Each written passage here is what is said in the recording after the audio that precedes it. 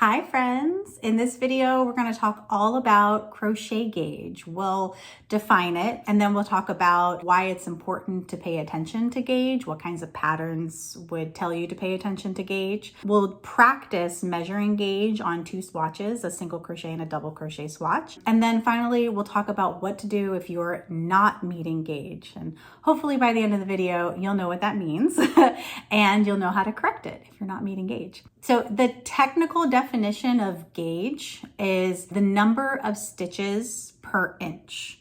A simpler way to put that is, what's the size of your stitch?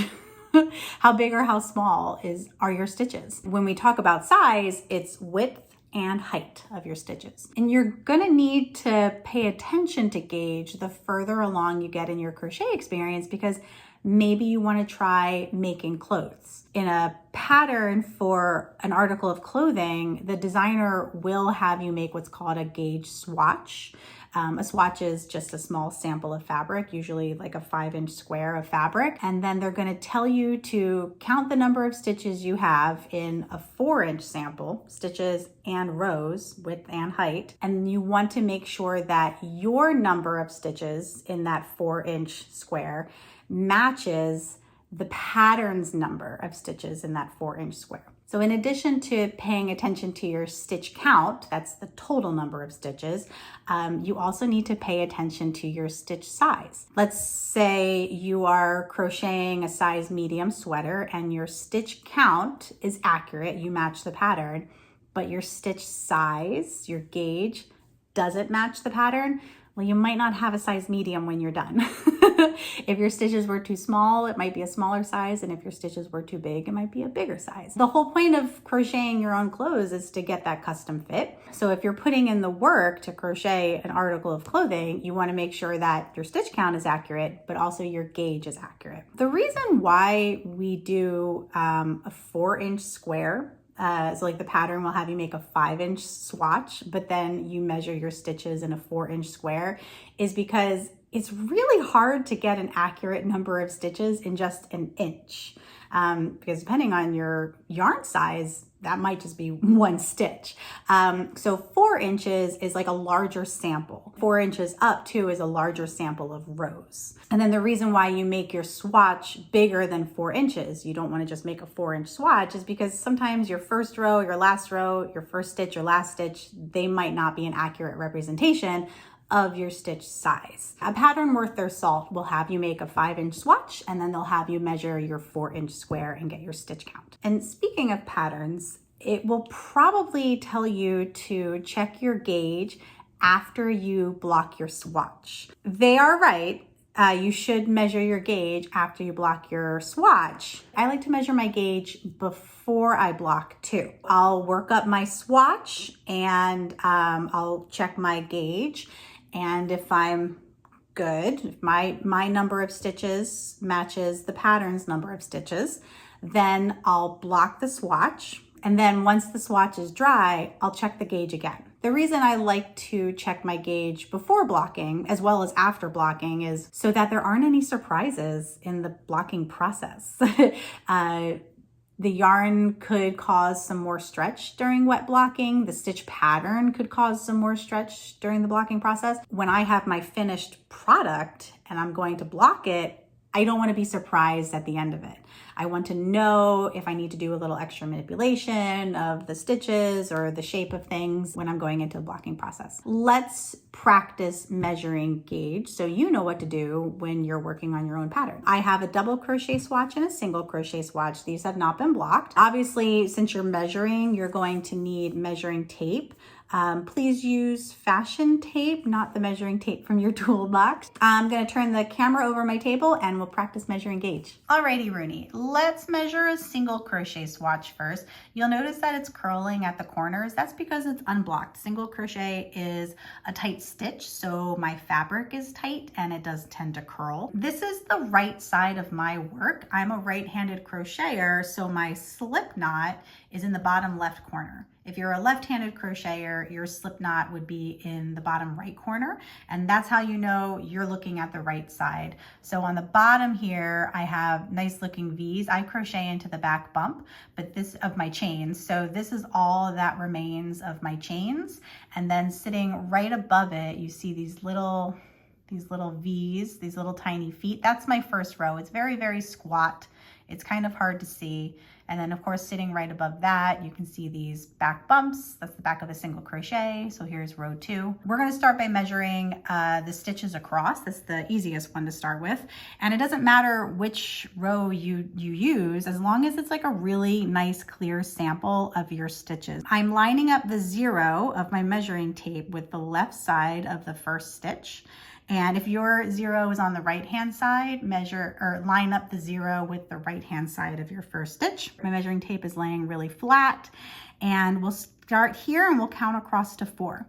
1, 2, 3, 4, 5, 6, 7, 8, 9, 10. And look at this, the 4 splits the last stitch, and sometimes that happens, and sometimes that's what you want. So I would call this 10.5 stitches. And in fact, I'm working on a sweater right now that calls for 10.5 stitches for 4 inches. So you can have a half stitch. And then let's measure rows. I'm going to start here at the second row.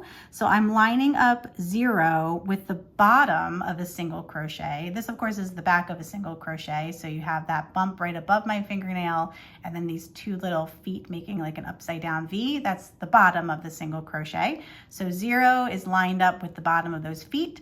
And then the measuring tape is running parallel to this column. You can see these back bumps of all the single crochets. This is every other row. This is the back of a single crochet. So this shadow line here, that's a row 2. I do think that it's easier to count the single crochets from the back. They're just really prominent, but I am gonna count one by one so that you can see me counting these single rows in here. So we're counting up to 4 inches. We've got 1, 2, 3, 4, 5, 6, 7, 8, 9, 10, 11, 12, 13. 4 pretty much ends right at the top of that back bump there. So I'd say confidently that's 13 rows. So this swatch is 10.5 stitches by 13 rows. And let's just pretend in this situation that's exactly what we wanted for Gauge. Here's our double crochet swatch. I'm gonna place the slip knot in the bottom left corner so I know this is the right side of my work. Of course, here's row 1, here's 2, 3, 4, 5, so on and so forth. And I'm gonna measure my stitches in this 3rd row here. This is the front of a double crochet. Notice that they kind of lean, like our rows kind of do this like chevron pattern almost. So I'm going to place my 0. I'm going to start with this stitch here, but I'm going to place my 0 at the far left side. So you notice the top leans a little bit further to the left than the bottom. So I'm going to place 0 up at the top here, and I'll measure across and I'll count just these little scallops that are kind of poking out above the measuring tape. So 1, 2, 3, 4, 5, 6, 7, 8, 9, 10. Yeah, I'm pretty confident with 10 there. I mean, the 4 is encroaching a little bit on that other one, but that's such a small amount. We'll say 10 stitches across, and then let's do some rows. I'm gonna start at the 2nd row here. It's really not great to start at your 1st row. If you have to though, just make sure you're not including what's left over from your chains. You wouldn't want your ruler to be at the very bottom of your swatch. You want it to be starting just above, but I'm going to measure here from the 2nd row. So I'm at the very bottom, and I'll just go up here because I can see these stitches. This is the back of double crochet, and they're lined up parallel with my measuring tape. So 0 is at the bottom of my 1st row, and we'll count up to 4 inches. 1, 2, 3, 4, 5, 6. Yeah, I'm confident with calling that 6 because notice where the 4 ends, it's right at the bottom of this new row here, and that's where we've decided to start, at the bottom. So the 4 lines up just right with the bottom of the next row. So we'll call that 10 stitches by 6 rows. And maybe that's exactly what we needed for our gauge.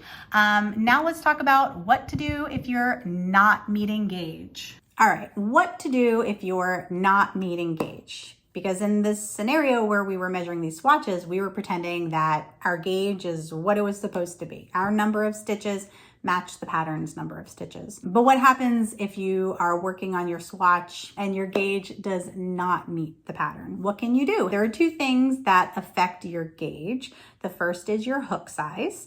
Now, obviously, if you're using thin yarn and I'm using thick yarn, my stitches are going to be bigger than your stitches, but we're imagining that you're using one size yarn for this. You're using the yarn that you purchased for your pattern. And maybe you're also using the recommended hook size for that pattern too. But your stitch size is not the right size. The first thing you can do is change your hook size. If you size up in your hook, your stitches will be bigger. And if you size down in your hook, your stitches will be smaller. That's usually where I start. If I'm not meeting gauge, I start by changing my hook size because it is the easiest thing to change. The second thing that affects your gauge is your tension. Tension is how tight or how loose you're holding on to the yarn on your helper hand, and then subsequently how tight or how loose are your loops when you're yarning over pulling through. If you have a loose grip, a loose tension, then your stitches will be bigger. And if you have a tight tension, your stitches will be smaller. Changing your tension is maybe not as easy as changing your hook size because your tension is unique to you as the crocheter. It's your own personal signature. There is obviously a too tight and a too loose, but in my beginner classes, I talk about like a happy middle. You can be a little looser, you can be a little tighter as long as you're in this happy middle. Changing your tension means you might not be crocheting naturally. So if you're making your swatch and your gauge is not matching the pattern's gauge, start by changing your hook size up or size down. You can go, a 1/2 millimeter at a time or a whole millimeter if, that's the increment of hook sizes you have in your bag. And you can change more than one thing, but change one thing at a time, right? I'll be making my swatch and maybe I'll get 2 rows into it and I see that my gauge is not correct. I'll rip it out, make a change, go up a hook, down a hook, and then try again. And if it's still not matching gauge, then I'll change another thing. Maybe I just change my tension a little bit instead of changing my hook size again. But you can make more than one change, but make one change at a time. And then when you do find what works, if you made any significant changes, write that down on your pattern so that when you put your project down and then come back to it later, you know what hook size you were using, you know that if you need to loosen up your tension a little bit, yada, yada, yada. Here is how to know if you need to make your stitches bigger or if you need to make your stitches smaller. Let's set up a scenario where you are working on a pattern and it asks you to have 12 stitches for 4 inches. And we'll just use stitches instead of rows just to simplify things. But your 4-inch swatch has 10. So 10 is a smaller number than 12. That means your stitches are too big. They're taking up too much space in the 4 inches. So you can rip out your rows and try sizing down in your hook. But a smaller number means your stitches are too big. On the other hand, maybe you have 14 stitches and you're supposed to have 12. That means your stitches are too small. You've squished too many stitches into 4 inches. So rip out your rows and try sizing up in your hook or loosening your tension, whichever method you're going for. So this is the sound bite that I say to myself. If my gauge is a smaller number than the pattern's gauge, I should try using a smaller hook. And then on the other hand, if my gauge is a bigger number than the pattern's gauge, I should rip out my work and try using a bigger hook. Bigger number, try using a bigger hook next time. Smaller number, try using a smaller hook next time. Trying to meet gauge, it can be a pain in the butt because you do want to just start your project. But if you're going to put all of this work into crocheting, especially an article of clothing, we want to put in a little more work at the beginning to get our gauge right. You're going to make sure your stitch count is right and you're going to make sure that your gauge is right, and it will be worth it, I promise. So be patient with yourself while you're trying to meet gauge, and make sure you check your gauge before blocking and after blocking, and any changes you make, if you change your hook size or your tension, make note of that on your pattern as well. And that's all I've got for you. Hopefully this was helpful. Good luck and happy crocheting. Bye.